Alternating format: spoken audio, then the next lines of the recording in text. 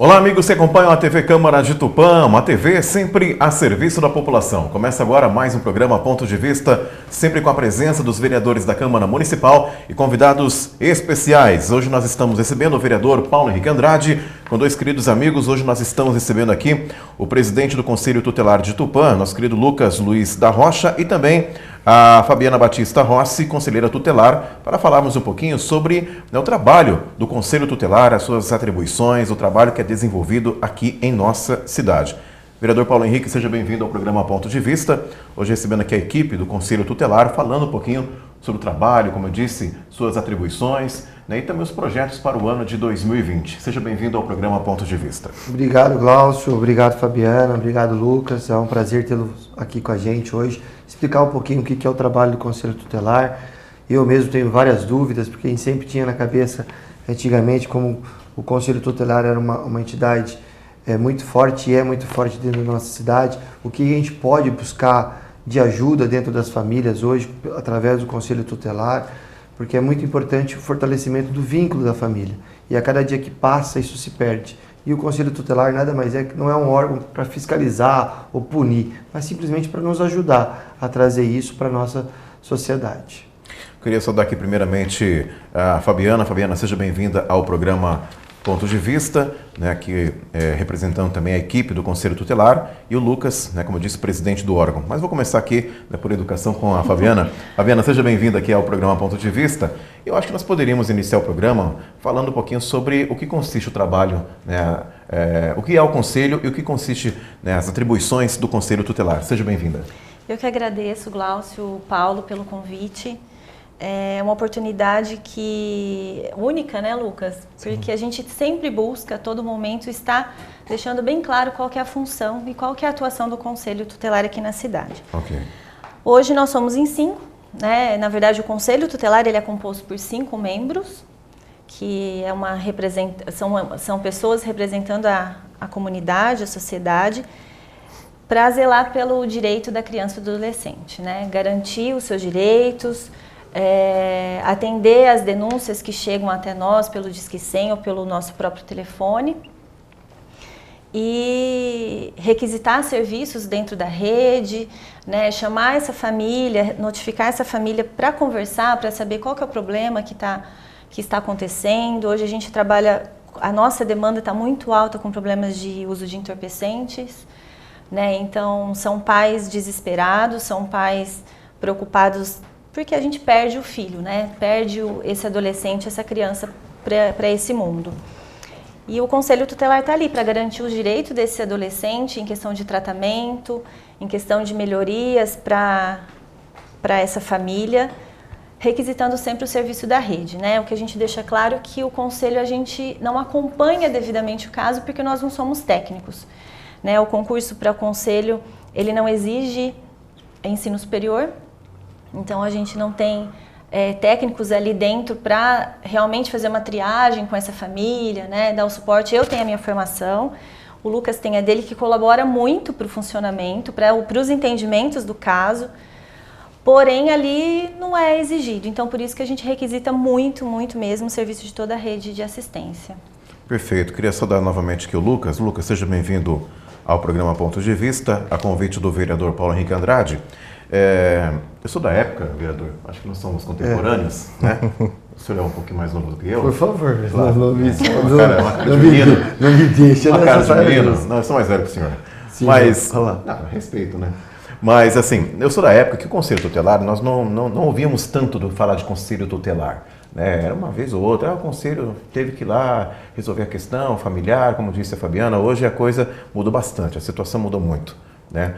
E é bom a gente pontuar, a Fabiana citou aqui uma questão do entorpecente, mas sim, outras situações onde o Conselho pode ser chamado, onde pode ser, assim, ao auxílio do Conselho. Quais são as situações, para que a população possa entender. De repente a pessoa está passando por algum problema, não sabe que de repente pode contar com o Conselho nessa situação pontual, então é bom a gente explicar um pouquinho quais seriam as situações. Seja bem-vindo. Obrigado, Lácio, obrigado, Paulo Henrique, pelo convite. Igual a Fabiana falou, é sempre importante a gente estar falando sobre o papel do Conselho e esclarecendo. Claro. Bom, além da questão de entorpecente, como a Fabiana falou, o Conselho Tutelar ele também atua A lei, o Estatuto da Criança e do Adolescente ele é bem claro, né? Ele fala que o Conselho Tutelar é um órgão encarregado de zelar pelo cumprimento dos direitos da criança e do adolescente. Ou seja, a partir do momento que esse direito está sendo violado, está sendo negligenciado, é aí que a gente vai atuar. Então, essa negligência ela pode ocorrer por parte da família, por parte da sociedade, às vezes até por parte do Estado. Às vezes numa omissão de um atendimento de saúde, alguma coisa nesse sentido, é aí que a gente vai atuar. Uma situação também bastante preocupante, além da questão do uso de entorpecente, como a Fabiana falou, que a gente tem atendido bastante no nosso município, é a questão de abuso sexual. Infelizmente. Né? Infelizmente é uma situação bem triste, bem alarmante. Agora em maio nós temos a campanha, né, contra o abuso e a exploração sexual de crianças e adolescentes.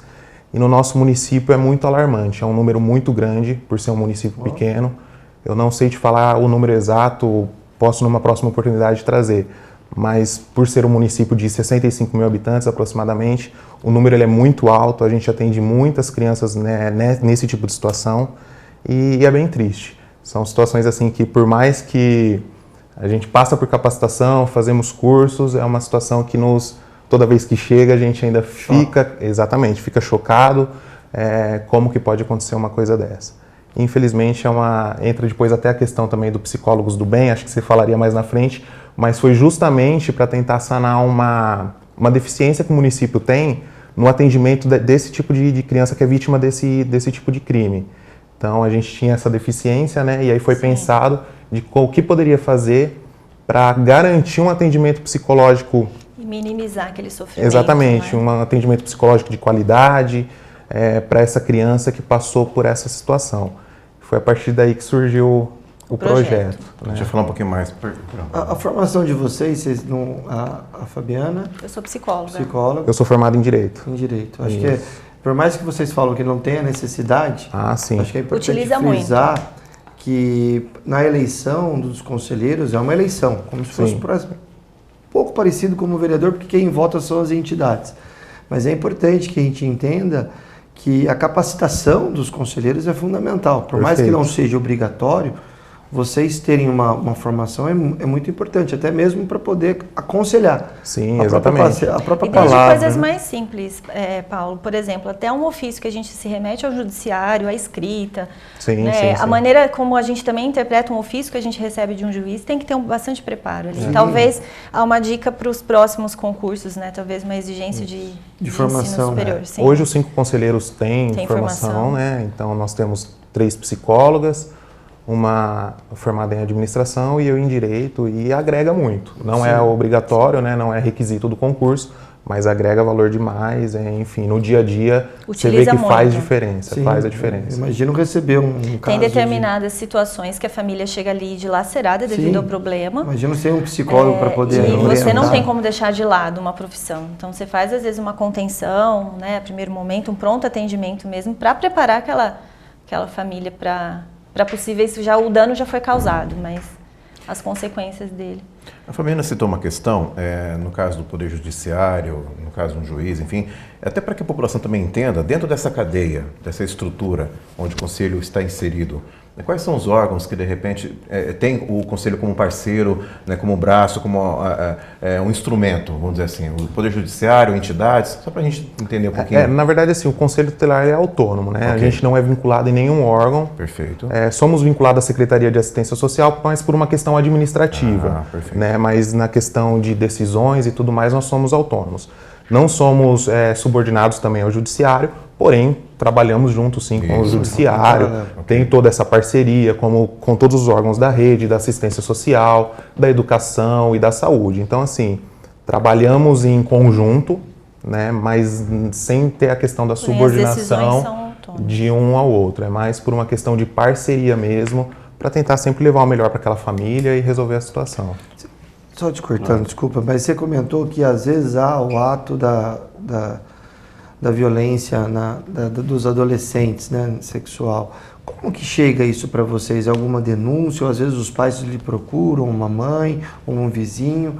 Como que eu posso... Um exemplo, eu estava ontem num evento e vi que uma moça estava com o olho roxo e estava com óculos e tal, mas eu já vi que ela era maior de idade. Se ela fosse menor de idade, qual seria a orientação? O que eu poderia ter feito naquele momento? Ou é através do conselho, ou não é o conselho? Aonde que entraria nesse cenário o conselho tutelar nessa questão, se fosse uma pessoa menor de idade? Certo. Tá bem? A denúncia, seja ela qual for, desde o abuso sexual, a suspeita de abuso sexual ou outras situações de maus tratos, ela pode chegar tanto pelo Disque 100, né? Muitas pessoas utilizam o Disque 100, e quando é acionado o Disque 100, a gente recebe por e-mail essa denúncia e tanto a delegacia quanto a promotoria é acionado ao mesmo tempo também. O Disque 100 a gente recebe muita denúncia justamente porque tem a questão do anonimato. Do sigilo, então, a pessoa se sente muito totalmente mais segura. Sigiloso, não tem qualquer identificação. Se a gente for fazer um levantamento da onde vem a questão do abuso, as denúncias, vem muito de escola. Né? A criança que ela cria um vínculo com esse professor, ele confia ali, a criança começa a mudar de comportamento, começa a apresentar sinais, esse professor começa a observar e quando conversa com essa criança, ela relata alguma situação. Então a escola nos aciona e ela tem essa obrigatoriedade. Né? Inclusive, eu aproveito para abrir um parênteses, uma das demandas também que a gente atende muito no conselho é o elevado número de faltas. Evasão escolar. A evasão escolar, que a escola também tem essa obrigatoriedade de nos acionar. Mas hoje 80% dos casos vêm realmente por escolas, Sim. né? Eu enxergo que a escola hoje tem sido a principal porta de entrada para os casos do Conselho Tutelar. Né? A escola é o lugar onde a criança e o adolescente mais fica, né? Às vezes mais do que até em casa mesmo. E cria-se vínculos muito. Exatamente, o professor está ali o tempo todo conversando e consegue criar esse vínculo com o aluno e às vezes percebe que não tem algo que não está legal com o aluno, tem algo que está saindo fora da normalidade. E aí, geralmente, os alunos acabam contando porque tem essa confiança com o professor. Infelizmente, é muito raro mãe ou pai, alguém da família vir procurar. Né? Isso que mais nos entristece. Pelo contrário, né? Geralmente, a família vai defender... É sempre, que colocar panos quentes. Exatamente. Exatamente. Então, a gente, muitas vezes, a gente até não entende, mas é difícil uma mãe, porque muitas vezes o padrasto ou o pai é o provedor do sustento da casa e tudo mais, porém é uma criança que está ali sendo abusada, né? E é uma situação que ela vai levar para o resto da vida. E, infelizmente, é muito difícil a família trazer. Tanto que quando a gente aciona essa família, eles tentam ainda não acreditar, falar que isso é mentira, a culpa é da criança. Da criança. A culpa ainda Sim, é da geralmente criança. eles culpabilizam a criança pela situação. Infelizmente.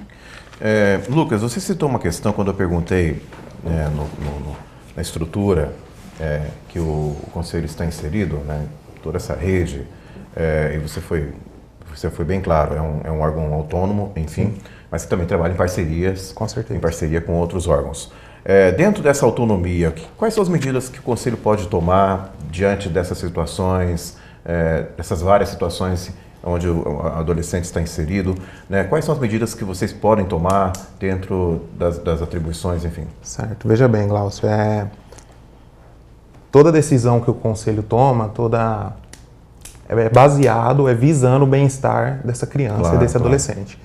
Então, mediante chega uma situação, a gente vê qual que é o melhor caminho, qual que é a melhor medida para sanar aquela negligência que a criança ou o adolescente está sofrendo, se é vítima de maus tratos ou o que quer que seja. Então a gente requisita serviços da saúde, da assistência social.